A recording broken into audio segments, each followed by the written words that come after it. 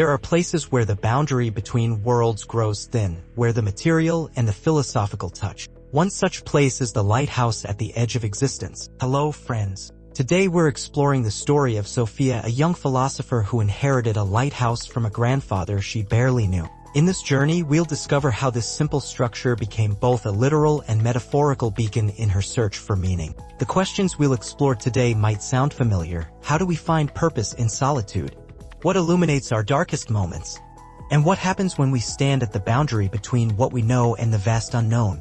After receiving the strange inheritance, Sofia initially planned to sell the lighthouse. A philosophy professor at a prestigious university, she had no use for a crumbling structure on a remote island. I gave myself 3 days to assess the property. That should have been sufficient. I didn't expect to stay 7 years. What changed her mind wasn't the building itself, but what she discovered inside. The journal belonged to her grandfather, Marcus. Unlike the distant figure from her childhood memories, these pages revealed a profound thinker who had used the lighthouse as a metaphorical framework for understanding existence. The lighthouse stands between worlds, not just land and sea, but between certainty and mystery. Its purpose is not to illuminate everything, but to provide enough light to navigate safely through the darkness. This metaphor resonated deeply with Sofia, who had spent her career exploring epistemology, the study of knowledge itself. In philosophy, light has always been a powerful metaphor. Plato's allegory of the cave uses light to represent truth.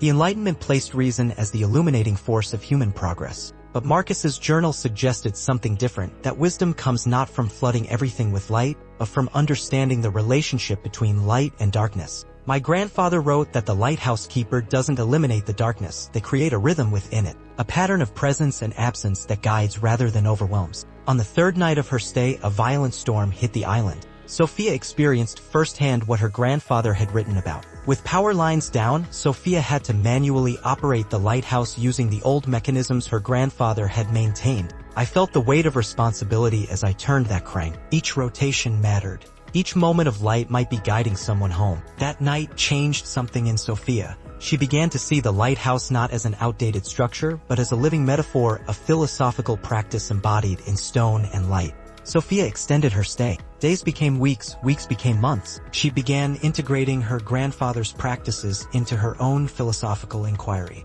She developed what she later called the Lighthouse Method, a philosophical approach that balanced academic rigor with practical wisdom. The method consists of 3 practices: vigilance, maintaining awareness of what we can and cannot see; rhythm, creating sustainable patterns of engagement; and rest, service, recognizing that knowledge serves a purpose beyond itself. The lighthouse taught me that philosophy isn't just about asking questions, it's about providing guidance. Not absolute truth, but enough light to help others find their way. Word began to spread about the philosopher in the lighthouse. Former students, curious colleagues, and local fishermen started visiting Sofia. These conversations evolved into informal symposia. Sofia didn't lecture, she facilitated, allowing the lighthouse itself to become a teacher. People would ask why I abandoned academia for this place. I hadn't abandoned anything. I'd found a way to make philosophy tangible, to embody it rather than merely discuss it.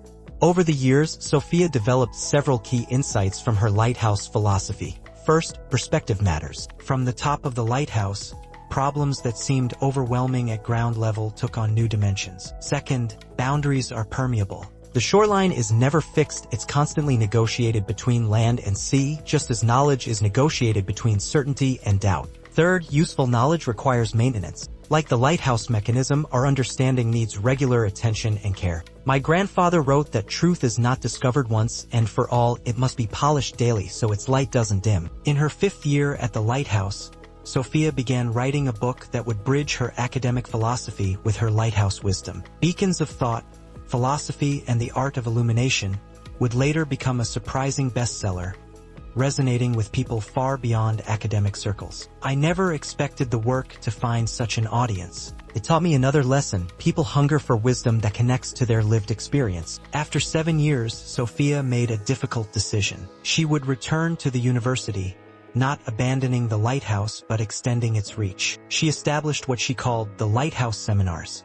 Classes held partly on campus and partly at the lighthouse itself. The lighthouse remains my philosophical home, but I realized its lessons were meant to be shared more widely. The light exists to reach beyond itself, Today, 15 years after she first arrived, Sofia splits her time between teaching and maintaining the lighthouse. The building has been designated a site of philosophical heritage, perhaps the only lighthouse to hold such a distinction. Her grandfather's journal sits in a special case alongside Sofia's own writings. Together, they form a lineage of thought illuminated by the practical wisdom of lighthouse keeping. The true legacy isn't the building or even the books. It's the practice, the daily decision to tend the light, to help others navigate, and to remember that beyond the reach of our beam lies mystery that deserves our respect. As we conclude our journey through Sofia's story, I invite you to consider, what serves as a lighthouse in your own life?